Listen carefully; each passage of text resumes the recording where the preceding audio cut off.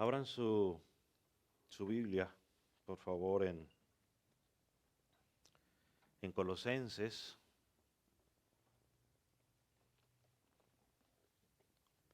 Colosenses capítulo 4. Gracias, hermana.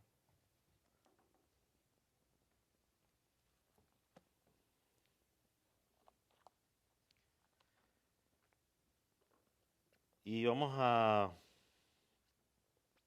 con la ayuda del Espíritu Santo, intentar terminar el estudio de la epístola el día de hoy. Todo lo localizaron, Colosenses capítulo 4. Y vamos a leer del versículo 7 en adelante. ¿Estamos? Dice, todo lo que a mí se refiere, os lo hará saber Tíquico.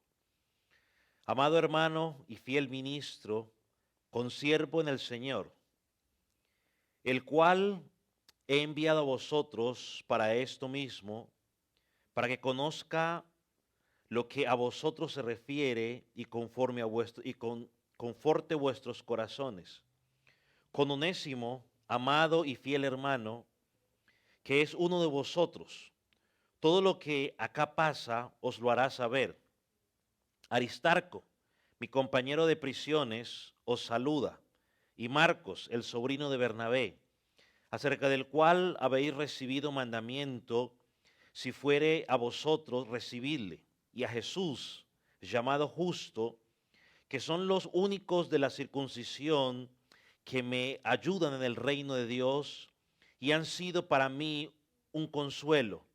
Os saluda Epafras, el cual es uno de vosotros, siervo de Cristo, siempre rogando encarecidamente por vosotros en sus oraciones, para que estéis firmes, perfectos y completos en todo lo que Dios quiere, porque de él doy testimonio de que tiene gran solicitud por vosotros y por los que están en la Odisea y los que están en Hierápolis. Os saluda Lucas, el médico amado, y Demas. Saludad a los hermanos que están en la Odisea, a Ninfas y a la iglesia que está en su casa. Cuando esta carta haya sido leída entre vosotros, haced que también se lea en la iglesia de los laodicenses y que la de la Odisea la leáis también vosotros. Decid a Arquipo, mira que cumpla el ministerio que recibiste en el Señor. La salutación de mi propia mano, de Pablo, acordaos de mis prisiones, la gracia sea con vosotros. Amén. Puede tomar asiento. Ya salimos de la parte práctica de la epístola y hoy nos encontramos en lo que podemos llamar la despedida o las palabras finales del apóstol Pablo en esta carta. Algunos podrían pensar que quizás es irrelevante lo que el apóstol Pablo podría decir en una despedida, pero creo que hay muchas cosas importantes que debemos resaltar en este pasaje y vamos a tratar de mirar cada una de ellas hoy. Y una de las cosas que podemos mirar y resaltar estos hermanos que el apóstol Pablo menciona en esta carta es que puede usar personas o Dios usó personas que posiblemente fueron mencionadas una o dos veces en la escritura, pero que gracias a la labor que estos hermanos hicieron, hoy usted y yo tenemos la bendición o Dios los usó para que esa bendición llegara a nosotros. Y más cuando hoy estamos en una época donde hay muchas celebridades, ¿no? Hasta celebridades cristianas, ¿no? Celebridades cristianas en YouTube, en TikTok, en todos esos lugares famosos donde pues muchos se hacen famosos y otros buscan la fama. Entonces, nos encontramos con hermanos que que son mencionados en 2 ocasiones, pero que su labor fue trascendental para el reino de Dios y para nosotros. Así que el pasaje vamos a tratar de dividirlo en 3 partes, ¿no? Del versículo 7 al 9, del 10 al 14 y del 15 al 18. Me permito leer una vez más la primera parte, del 7 al 9.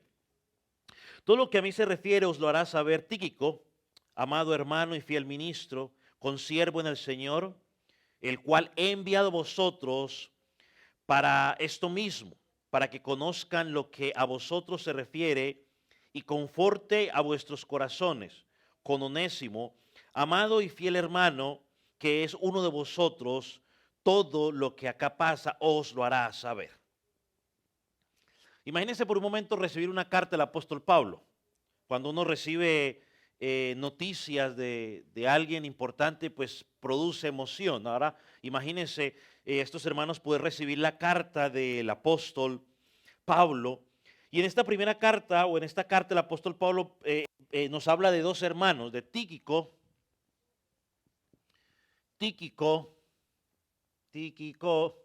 y Onésimo. Onésimo.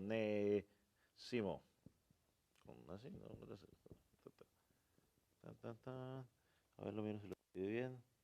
Tíquico y Onésimo. A Tíquico lo encontramos por primera vez en Hechos capítulo 20, versículo 4, cuando el apóstol Pablo está rumbo a su tercer viaje misionero. Él planea regresar a Jerusalén llevando una ofrenda. Y entonces ahí encontramos a Tíquico, que lo menciona por primera vez. Pero una de las cosas que podemos mirar, según el apóstol Pablo, de Tíquico, es que en Tíquico había un corazón de siervo, un corazón de siervo, un corazón de siervo. Y es bueno que nosotros recordemos que los viajes en el mundo antiguo no eran tan fáciles como son el día de hoy. Para viajar a Jerusalén, el viaje era largo, el viaje era arduo. Y Tíquico, una de las cosas que tenía que hacer era separarse de su familia, de sus amigos y aún de la iglesia local en la cual él estaba sirviendo. Aparte de eso, el apóstol Pablo ya había recibido amenazas, o no amenazas, perdón, advertencias de que iba a tener las pruebas que le iban a esperar en Jerusalén, que las cosas iban a ser difíciles. Y a pesar de esas advertencias, Tíquico decide viajar con el apóstol Pablo en ese viaje misionero.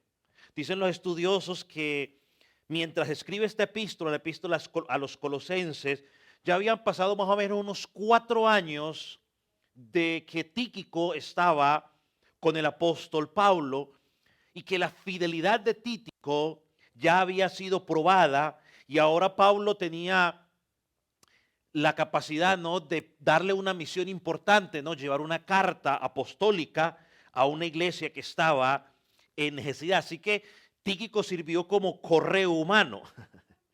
Y dicen también los estudios que es posible que no solamente llevó la carta de Colosenses, sino también llegó la de Efesios y también posiblemente la de Filemón.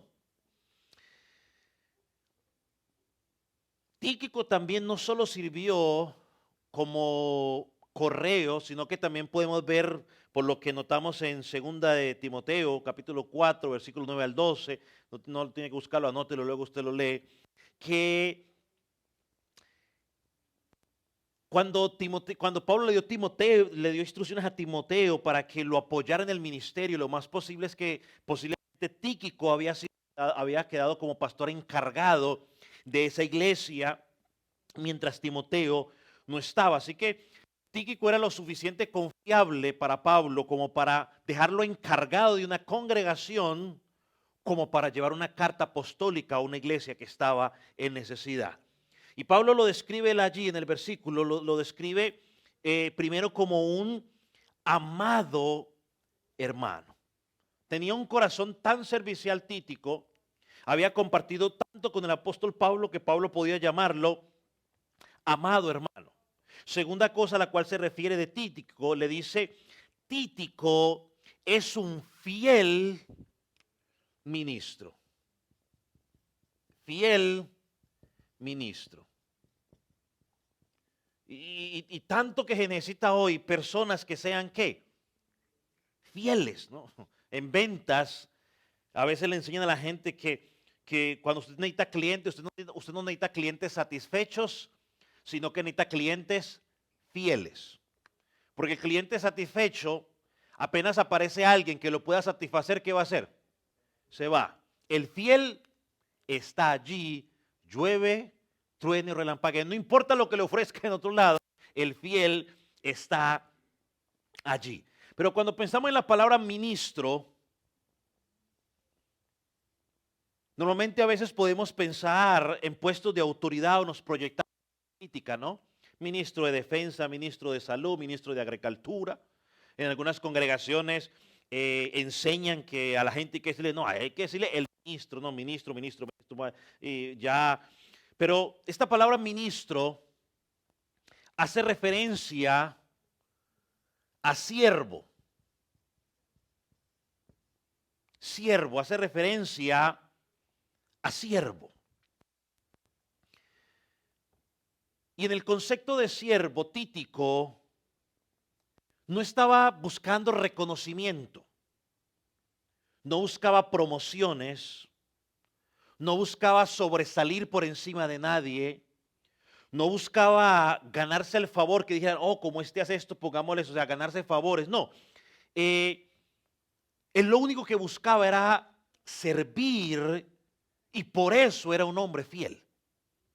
Porque había entendido que al final de cuentas, mientras él servía a Pablo, ¿a quién estaba sirviendo?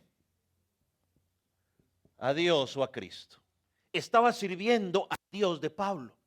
Mientras estaba sirviendo a la iglesia, estaba sirviendo a la cabeza de la iglesia, que es Cristo.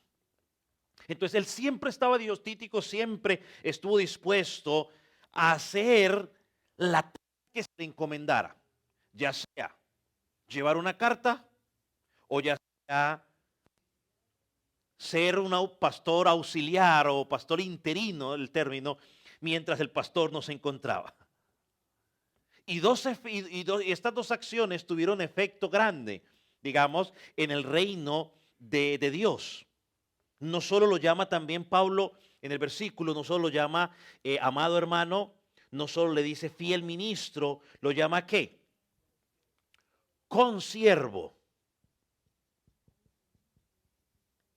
O sea que Pablo, a pesar de que Pablo, otra palabra pueden decir sería con esclavo, ¿no? O coesclavo, perdón, coesclavo. O sea, Pablo se identifica a la par de Tíquico como que los dos son esclavos de Cristo. Y es un concepto que tenemos que tener siempre claro, ¿no? A pesar de que podamos tener alguna responsabilidad diferente dentro de la iglesia de Jesucristo, usted y yo somos consiervos, somos coesclavos de Cristo. Ahora, ¿qué pasaría hoy si los cristianos contemporáneos, o sea, nosotros, recuperáramos nuestro concepto, esa identidad? Recuperamos esa identidad de que nosotros somos esclavos de Cristo. Antes éramos esclavos de ¿qué? Del pecado. Ahora somos esclavos de Cristo. Él nos compró en la cruz del Calvario. Y como somos esclavos de Cristo, ahora yo debo vivir en función de mi nueva identidad. Es decir, yo debo, como soy esclavo de Cristo, yo tengo que estar a la disposición de hacer lo que Cristo quiera que yo haga. Ya sea que me pongan a dirigir una oración en el templo, ya sea que me pongan a tocar un instrumento, ya sea que me pongan a correr una silla, ya sea que me pongan a levantar un papel, ya sea que me pongan a abrir una puerta, ya sea que me pongan a enseñar, ya sea que me pongan a hacer lo que me pongan a hacer, yo debo entender que soy un esclavo de Jesucristo. Ya sea que me digan gracias o no me digan gracias, yo soy esclavo de Cristo. La recompensa la da Cristo. Por lo tanto, nuestra fuerza, nuestra energía debe estar en función de lo que Dios pida y de lo que Dios quiera. Ahora, usted recuerda en el contexto social donde se escribió esto, cultural, existía la esclavitud, ¿no? Y el esclavo no tenía derecho de nada, simplemente de obedecer. Bueno, ese concepto hay que traerlo al cristianismo y hay que recuperarlo. Hoy nos creemos de mucha importancia donde le reclamamos a Dios y le pedimos, le imponemos a Dios qué es lo que Él tiene que hacer o qué es lo que nos tiene que dar, pero cuando Él pide de nosotros, entonces estamos demasiado ocupados. Hoy mucha gente se autollama, sí, yo soy siervo del Señor, siervo del Altísimo, pero cuando el Altísimo pide que haga algo, no lo hace. ¿Qué dice Pablo en 1 Corintios 6, 19? Dice, o ignoráis que vuestro cuerpo es templo del Espíritu, el cual está en vosotros, y mire lo que dice, el cual tenéis de Dios, y dice ¿qué? Y que no sois vuestro. No nos pertenece, le pertenecemos a Él. Y debemos ocuparnos de lo que Él pida que hagamos. Hoy, hermano, créame que necesitamos hombres y mujeres que entiendan realmente lo que significa ser siervo de Jesucristo. Que entendamos lo que significa dar nuestra vida en totalidad por Él. Tíquico vivió de una forma abnegada. Hermano, llevar la carta, iba a traer el mapa, pero se me fue. Pero llevar una carta desde Roma a Colosas, Asia Menor, era un viaje largo y difícil. O sea, no es, me monto en el carro y conduzco 4 o 5 horas y listo, ya. No, era un viaje difícil. Mira lo que dice el pastor John MacArthur sobre este viaje. Dice, Tíquico debería atravesar gran parte de Italia a pie. Luego navegar a través del mar Adriático. Después cruzar Grecia a pie, debía zarpar por el mar Ageo hasta la costa de Asia Menor. Después de esto, aunque le esperaba una jornada de 160 kilómetros a pie para llegar a Colosas.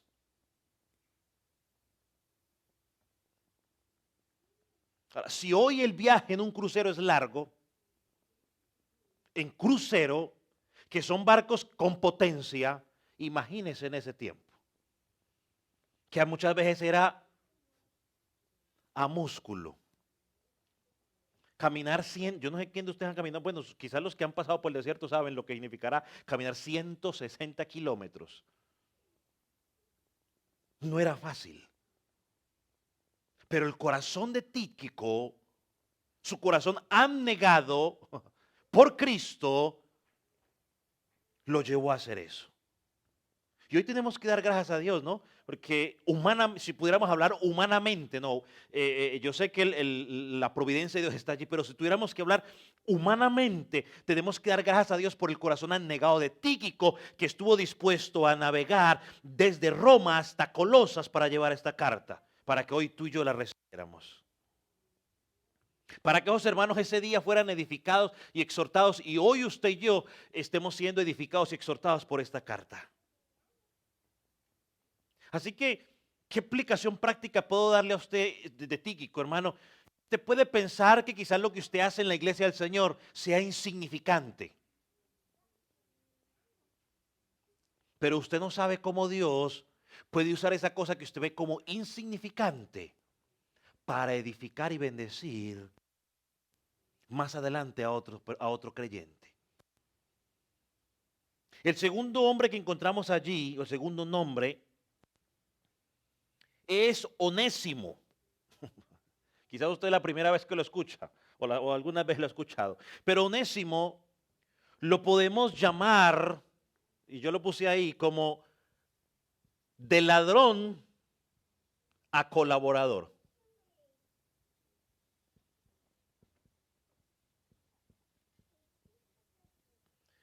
De ladrón a colaborador. Versículo 9. Dice, con Onésimo, amado, y otra vez, fiel hermano, que es uno de nosotros, todo lo que acá pasa os lo hará saber. Por la carta de Filemón, que yo creo que estudiaremos en un futuro como iglesia, y hablaremos ya más a fondo de Onésimo, aquí pasaremos por encima. Sabemos que Onésimo era literalmente un esclavo. Onésimo era un esclavo de Filemón, que Filemón era una persona que era prominente en Roma en ese tiempo. Onésimo tenía un pasado oscuro. Onésimo robó a Filemón, o sea, Onésimo robó a su jefe y se dio a la fuga. Onésimo era un fugitivo. No sabemos mucho los detalles, pero por alguna razón quizás o terminó preso en Roma o lo que sea, pero allí se encontró con Pablo. Pablo le predicó el evangelio a Onésimo y Onésimo llega a Cristo en fe y en arrepentimiento. Y sabemos lo que Pablo dice aquí sobre él. Pablo dice más adelante, ¿no?, que él lo engendró en sus prisiones, o sea, nos da a entender de que en la cárcel Pablo le predicó y Onésimo llegó a Jesucristo. Pero ahora mire lo hermoso del evangelio.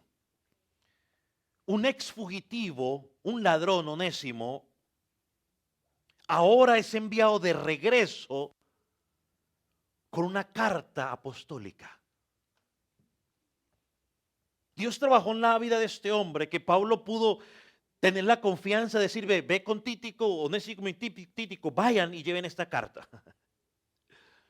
Había oído por fraude, por robo, y cuando le escribe a Filemón también le dice, Filemón, recibe a Onésimo y ya no lo recibas como un esclavo, recíbelo como tu hermano. Y si Onésimo te debe algo, ponlo a mi cuenta, yo lo voy a pagar.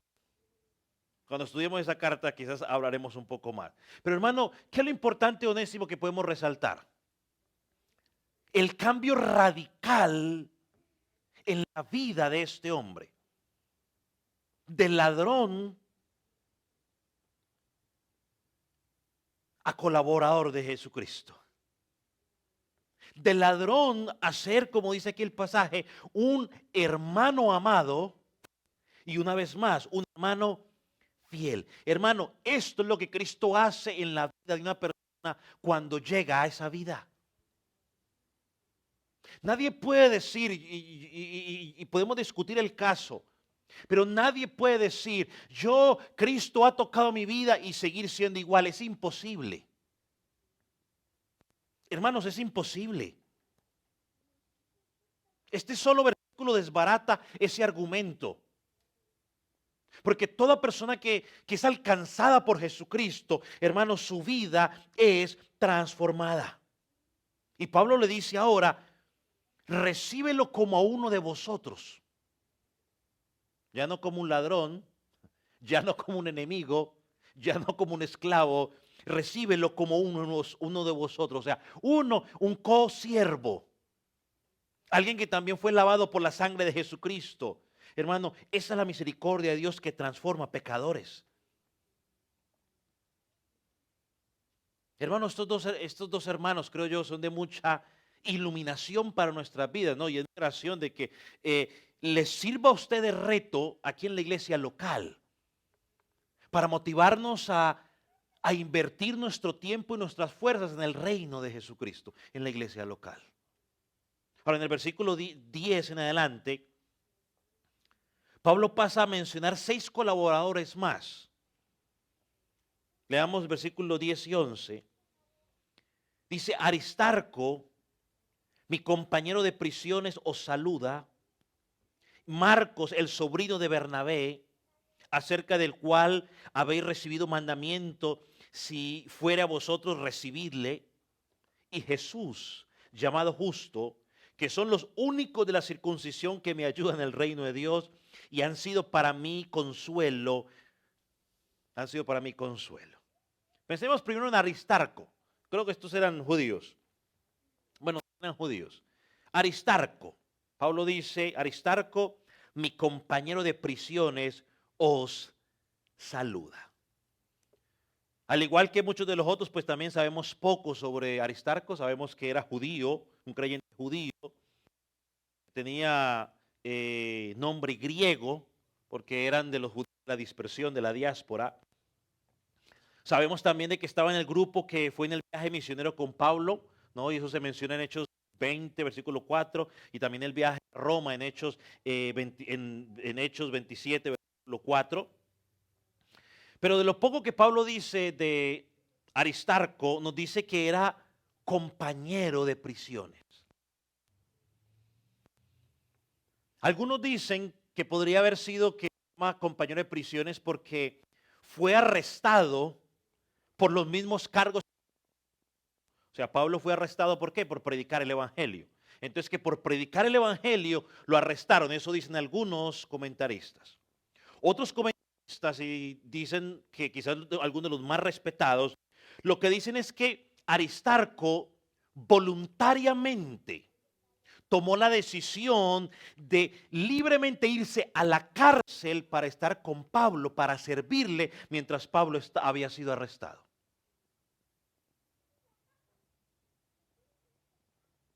¿Quién estaría dispuesto a irse libremente a la cárcel? Porque metieron a un pastor preso y usted quiere ir allá a servirle a ese pastor o a ese hermano o a ese misionero.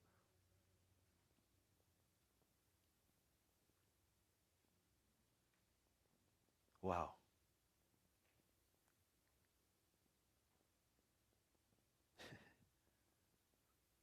Tremendo corazón. Y estuvo preso con Pablo el tiempo que estuvo ahí sirviéndole. Sin esperar nada a cambio, porque ¿qué le podría dar Pablo si estaba preso?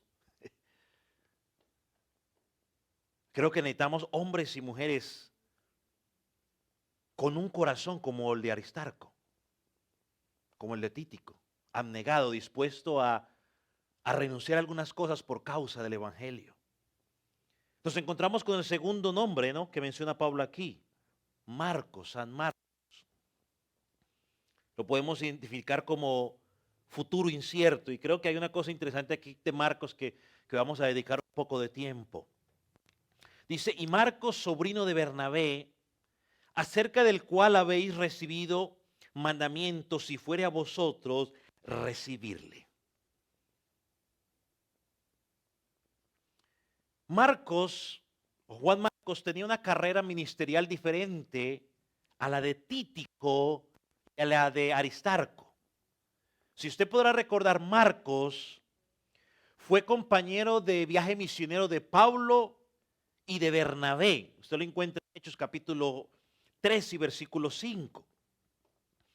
Pero cuando las cosas se pusieron complicadas para Pablo, para Bernabé y para Marcos, ¿sabe qué hizo? ¿Sabe qué hizo Marcos?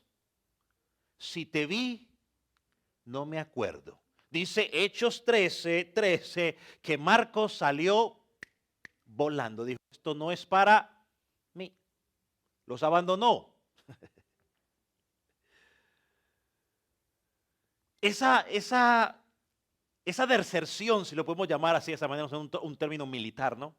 Esa deserción de Marcos al viaje misionero, yo creo que usted ha leído esto en algún momento, eso causó una desaveniencia entre ¿quiénes?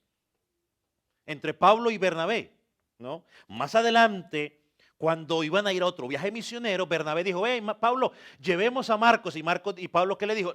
A ese faltón no lo llevamos.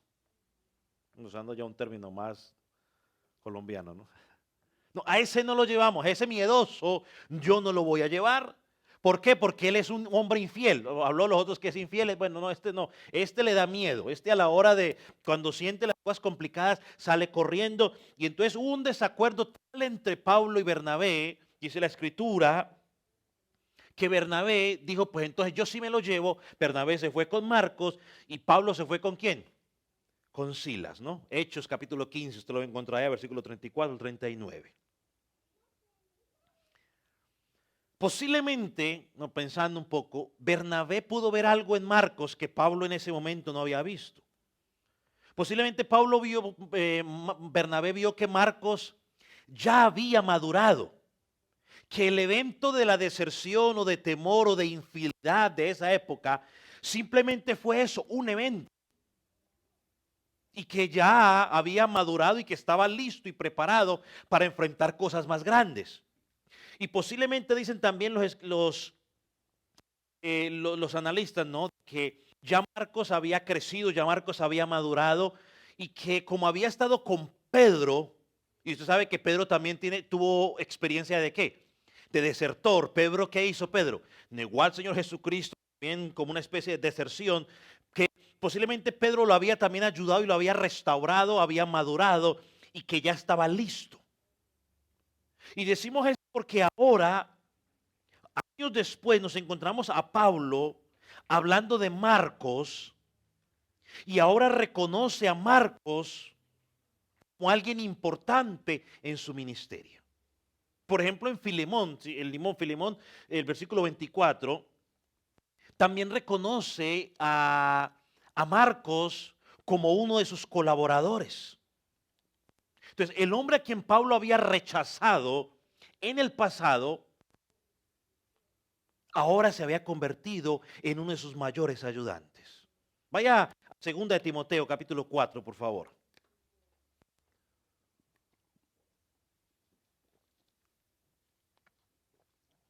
2 de Timoteo 4, para que lo leamos allí. 2 de Timoteo 4, versículo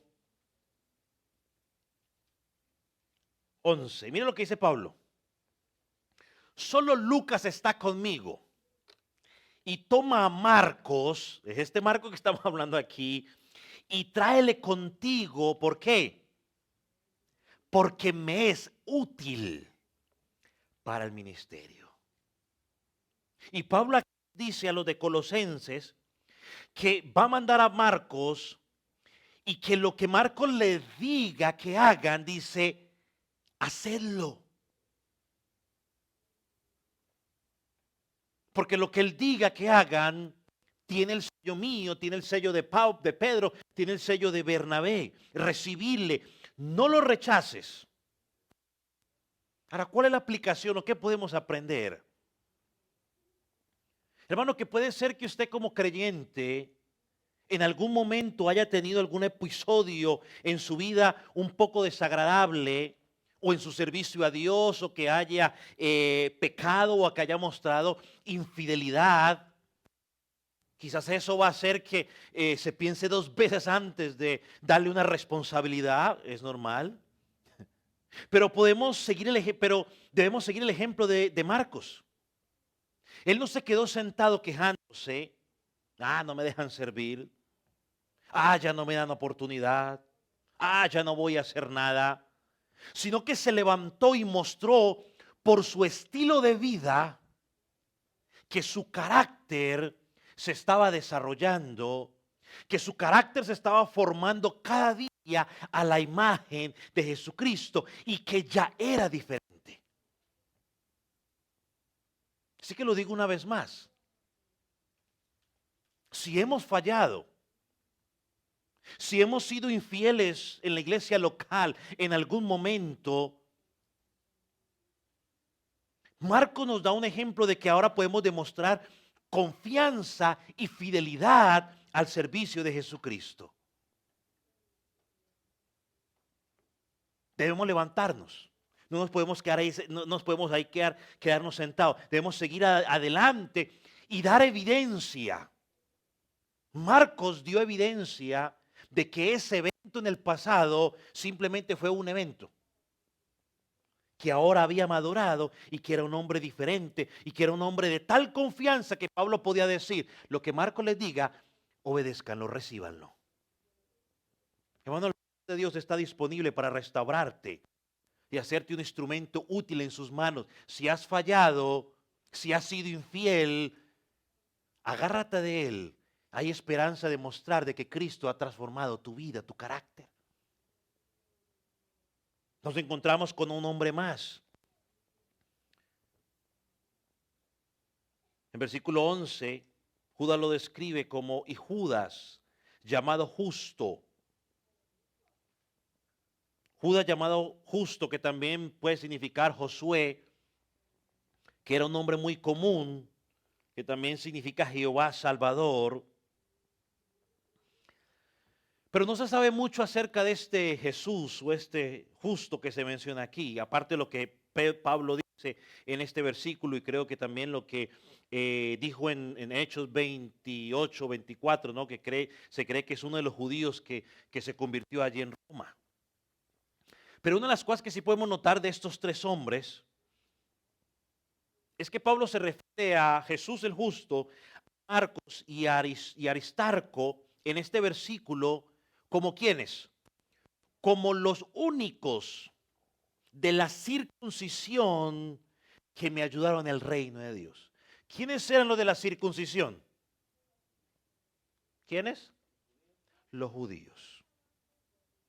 Hay un dolor en el corazón del apóstol Pablo porque los judíos, los de su propia raza, no estaban apoyando el ministerio. En lugar de ello, los líderes religiosos lo que hacían era, lo que hicieron fue tratar de matarlo. Conspiraron para tratar de matarlo. Lo mismo que hicieron cuando mataron a Cristo, lo mismo que hicieron con Esteban y con todos los otros apóstoles. Eso fue lo único que hicieron. Pablo dice, son los únicos que me están ayudando. Y mire una frase al final. Y han sido para mí, ¿un qué? Consuelo. Yo creo que aquí vemos un poco el corazón del apóstol Pablo. Porque Pablo no era un robot. Pablo era un ser humano igual que usted y yo, propenso a fallar con situaciones. Y yo creo que hubieron momentos que humanamente el apóstol Pablo sintió desánimo. Por cansancio, por dolor, por lo que sea. Por frustraciones. Y dice, estos hermanos fueron los únicos que me dieron aliento. Hermanos, ¿sabe una cosa? Usted no sabe cuándo su palabra puede ser de ánimo en el momento menos esperado a un pastor o a un hermano que esté pasando por un momento de dificultad.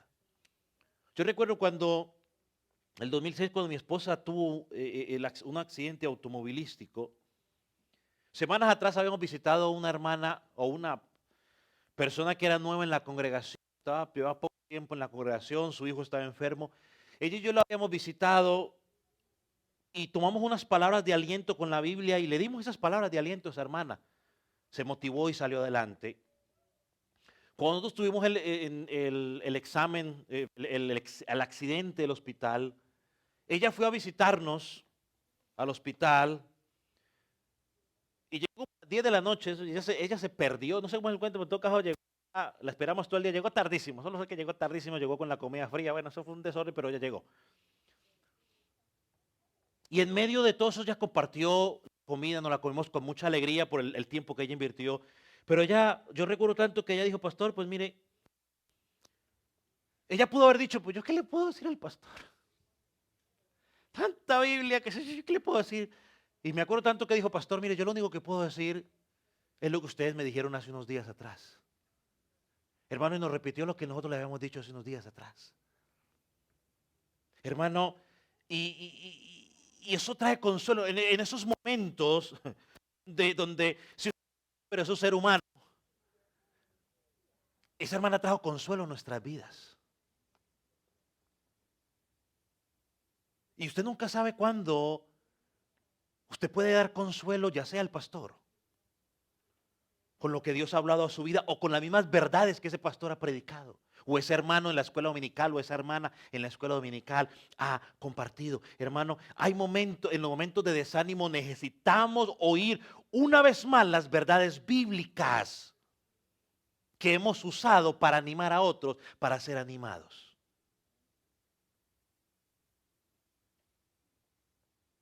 Así que no se deje intimidar. Ay, es que el pastor, ¿qué le digo? Pues lo que dice la Biblia.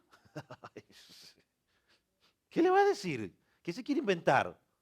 ¿Un nuevo versículo bíblico, el Salmo 153? No, son las mismas verdades. Y Pablo dice, estos hermanos me alentaron. Y créanme, hermano, que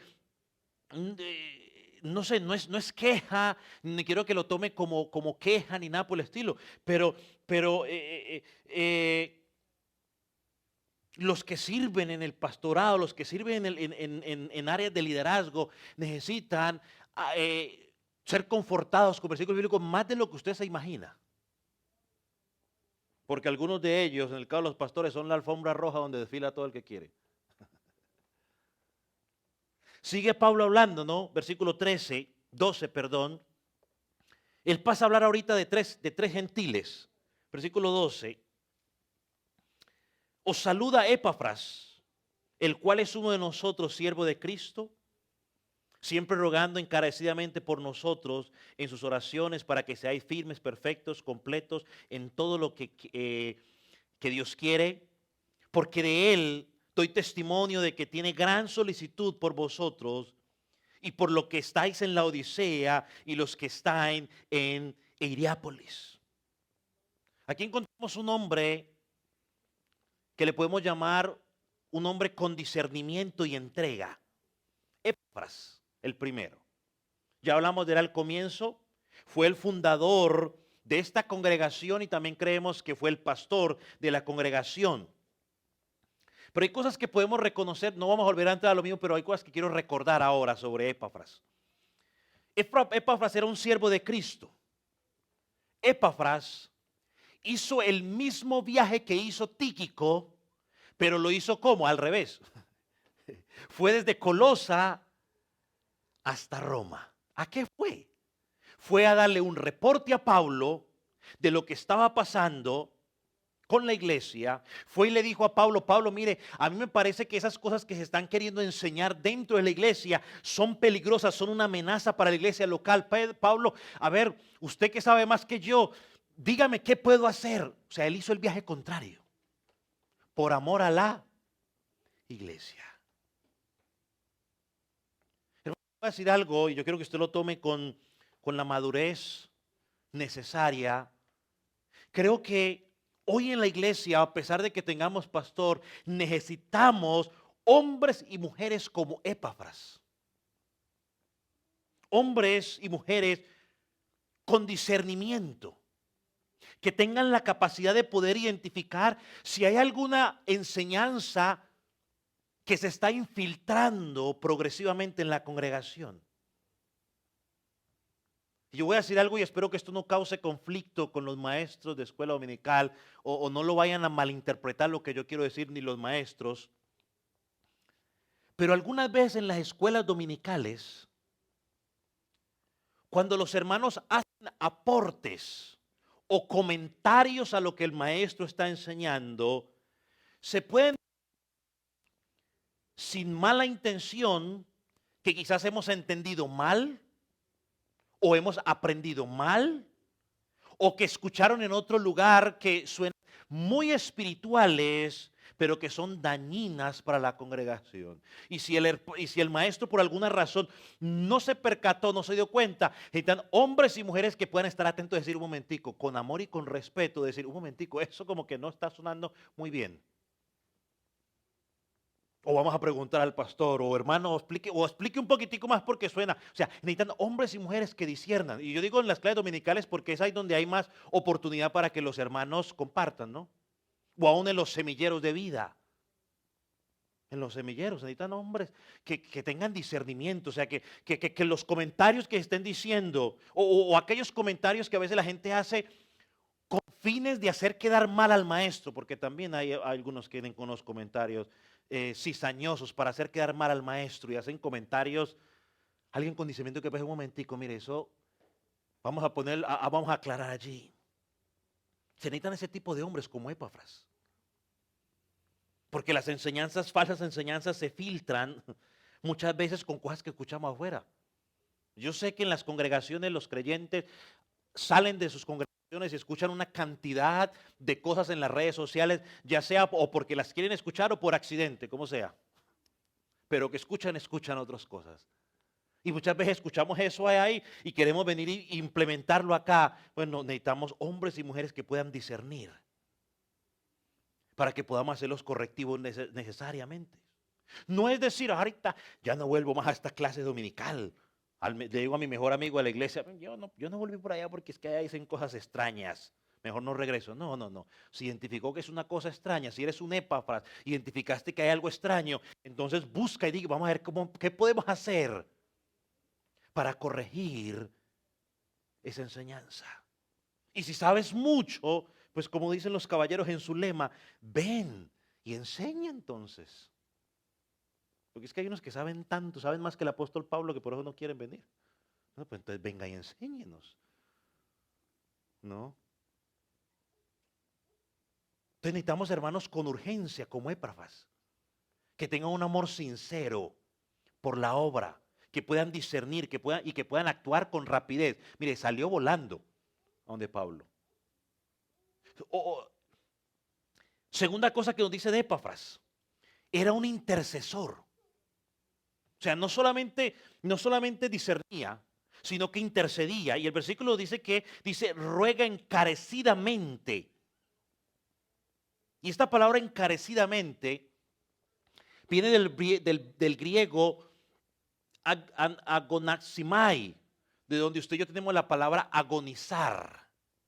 O sea, Epafras oraba con agonía por estos hermanos.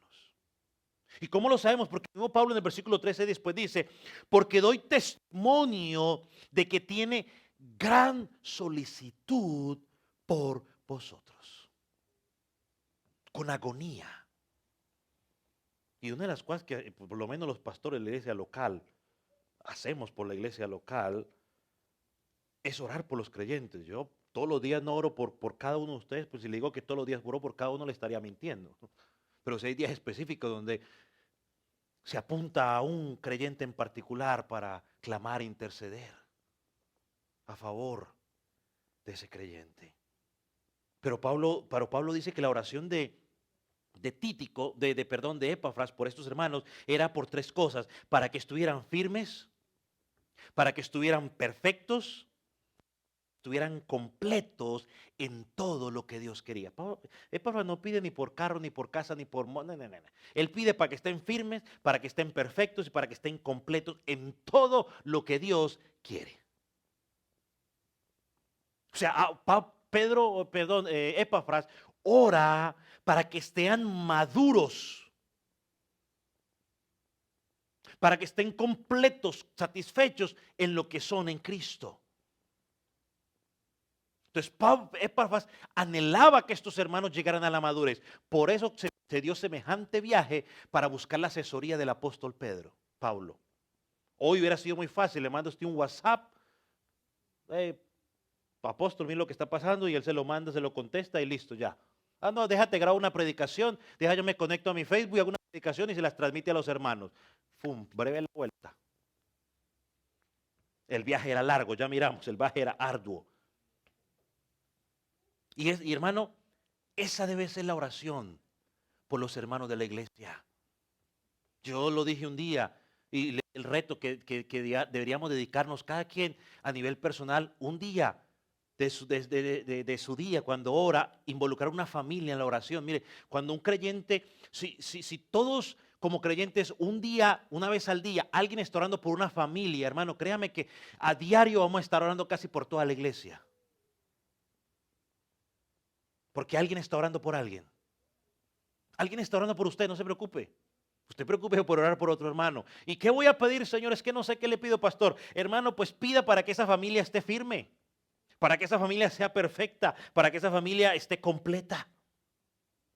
Ahora, Pablo sigue hablando aquí, avanzando. Dice, versículo 14, os saluda Judas, el médico amado. Este Judas es el autor del Evangelio Lucas, es el autor del Evangelio de Lucas y el autor de Hechos de los Apóstoles. Dicen que Lucas, aparte de ser médico, era médico de profesión, era también un gran intelectual. Y una de las cosas que dicen eso es porque el griego que él utilizó para escribir el Evangelio y para escribir los Hechos era un griego muy pulido. Pero de Lucas solamente le quiero decir lo siguiente, que podemos ver el corazón de Lucas. Renunció todo lo que podía ganar en su profesión como médico para servir el reino de Dios. Se convirtió en el médico personal del apóstol Pablo. Renunció. Ahora, yo con esto estoy diciendo que usted va a decir, médico, vaya y renuncie. Esos son llamados muy personales que se hace específicos a cada quien, yo ahí no me voy a meter. Pero igual que Tíquico, ese corazón de servidumbre dejó de ganar billete por servir al reino de Dios. Y Dios le dio una bendición. ¿Cuál bendición? Bueno, pues, tremenda bendición de escribir el Evangelio a Lucas y escribir los Hechos de los Apóstoles y ser un servidor tiempo completo del apóstol Pablo. Tremenda bendición. Y el último hombre que Pablo menciona aquí es Demas, el hombre con un futuro oscuro, el apóstata. Dice el versículo 14 en la parte B, y Demas. Os saluda Lucas, el médico amado, y Demas. Demas es más recordado no por cómo comenzó, sino por cómo terminó. Aquí vemos el contraste. ¿Cómo empezó Marcos? Con dudas, ¿no? Como que infiel, como que sí, como que no. ¿Y cómo terminó? Colaborador amado. ¿Cómo comenzó Demas?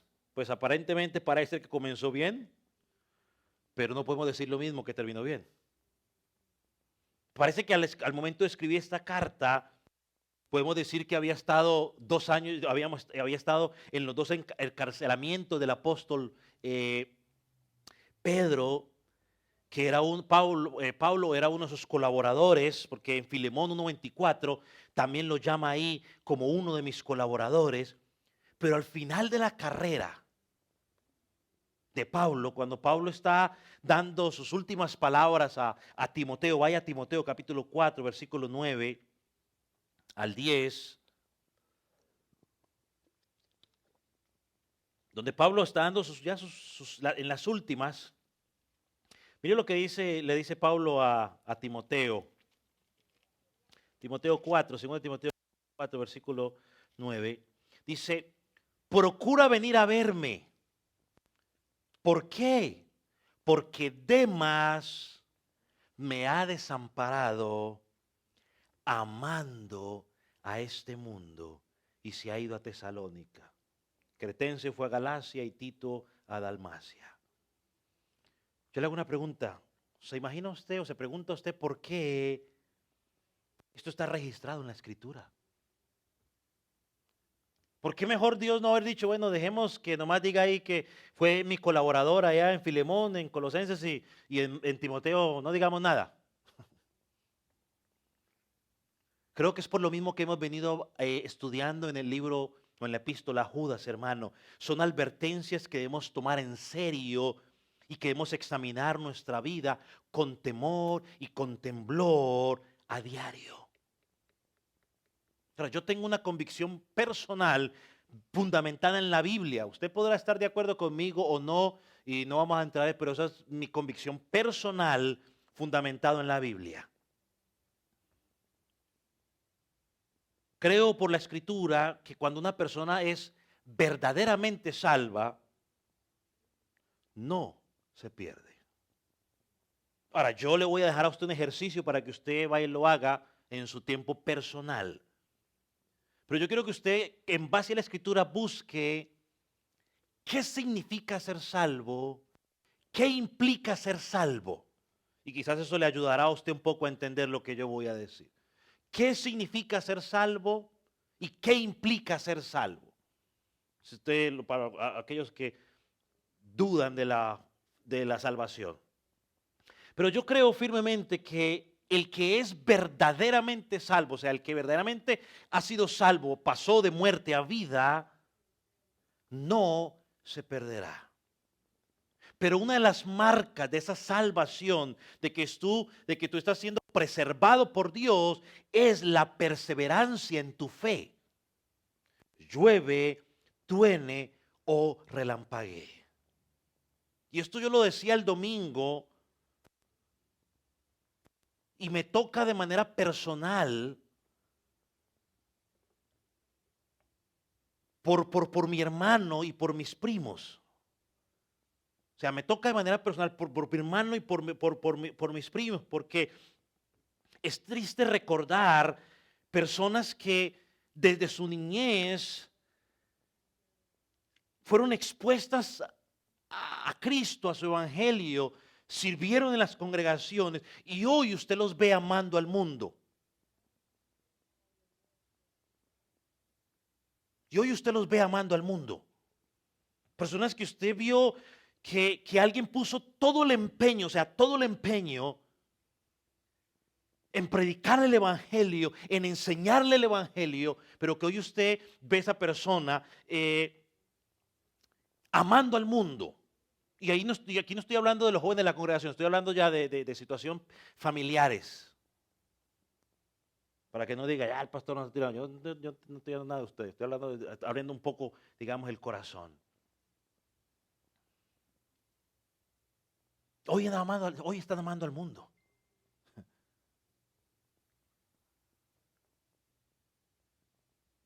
Y yo le hago una pregunta, pensando en Demas. Y perdóneme que yo no quiero que usted se muera, no, nada de eso, aunque sé que un día va a morir, pero no quiero que lo tome de esa manera. Pero si yo tuviera que hablar en su sepelio o en su funeral, ¿cómo usted cree que sería recordado en esta congregación?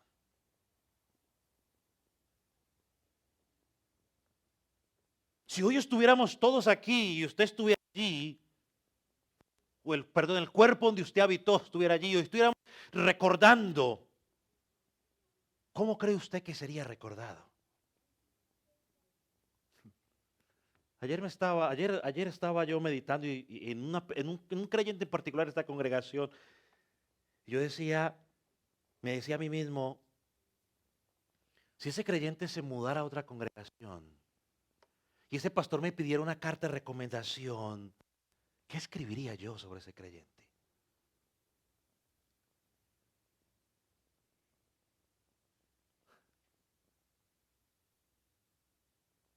¿Qué escribiría yo sobre ese creyente?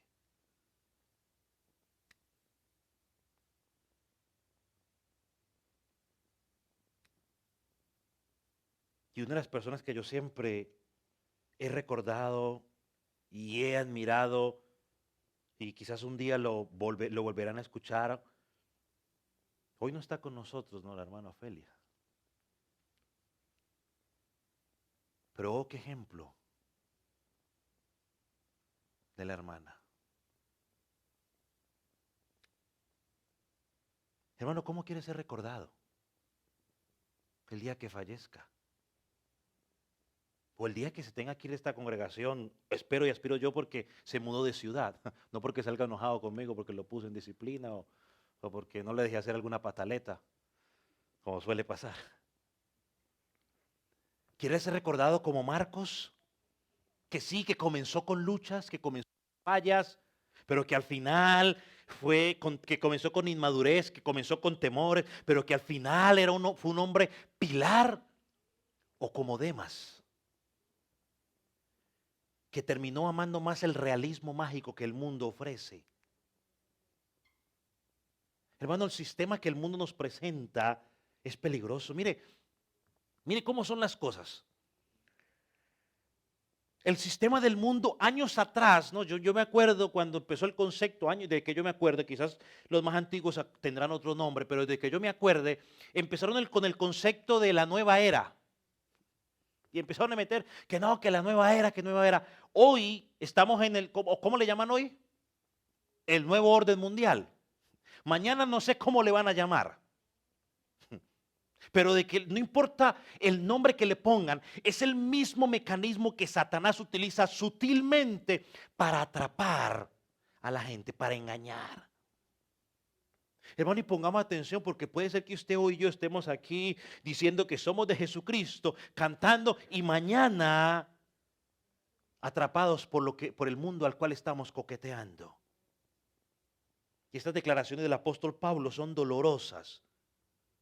Pablo dice que terminó no solo en el mundo. ¿Qué terminó? ¿Qué dice el pasaje? ¿Cómo terminó? Amando al mundo. Es decir, terminó deleitándose, terminó disfrutando, terminó odiando. O sea, si ama al mundo es porque odia a quién? A Dios y su reino. Jesucristo dijo, el que no es conmigo contra mí es.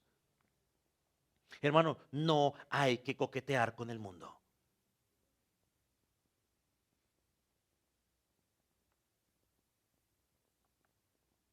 Versículo 15. Saludaba a los hermanos que están en la Odisea, a Ninfas y a la iglesia que está en su casa. Bueno, de este versículo le digo simplemente que en ese tiempo era muy común que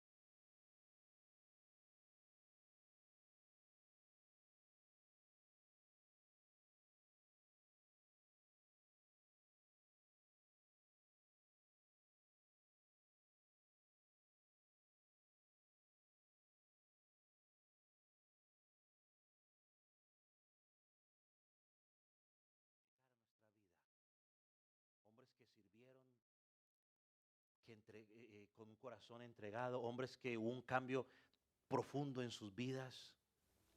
No descuidar la lectura de la palabra.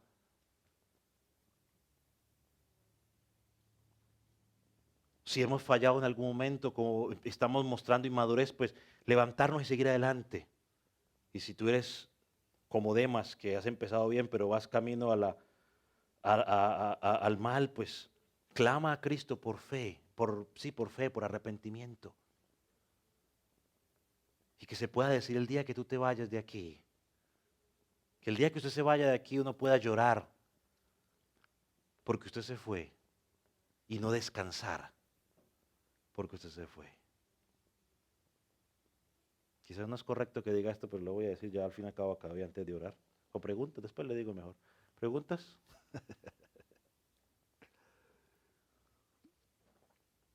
¿Preguntas o comentarios?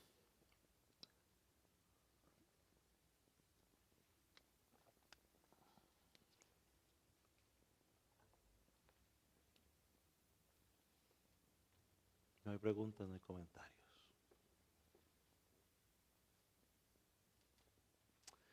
Padre, gracias por esta oportunidad. Gracias, Señor, por estos hombres que el apóstol Pablo menciona en esta carta al final. Porque en lo poco que él dice de ellos encontramos muchas cosas que se pueden ser utilizadas para nuestro bienestar, para nuestro crecimiento espiritual y pueden ser aplicadas en nuestra iglesia local.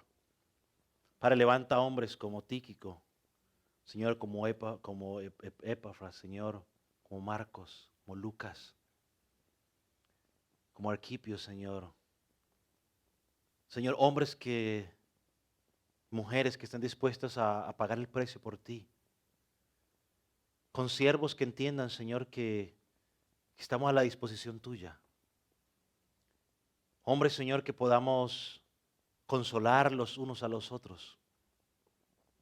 Hombres que podamos, oh Dios, mujeres que podamos discernir, Señor, y ayudar en el crecimiento. Padre, porque nos necesitamos el uno al otro para la edificación. Padre, hombres como Marcos, que quizás, aunque empezó mal, Señor, su final, Señor, es recordado no como comenzó, sino como terminó. Señor, y líbranos de que haya Demas. Señor, y si hay alguno como Demas, Señor, estamos aquí para que tú puedas hablar a nuestra vida. Puedas, Señor, a orar en el carácter de esa persona y restaurarlo. Padre, en el nombre de Jesús, en tus manos estamos, oh Dios. Gracias, Señor. Padre, trae arrepentimiento. Si hay alguien que no te ha conocido, algún niño al cual tú has tocado su corazón, algún joven, algún adulto. Señor, yo oro para que lo convenzas de pecado y pueda, allí donde está, él pueda clamar por perdón, por arrepentimiento. Pueda voltear y entender, Señor, que ha pecado contra ti y a pedir perdón. Que tu palabra dice que tú no resistes un corazón contrito y humillado. Señor, en el nombre de Jesús, gracias. Gracias, mi Señor. Amén.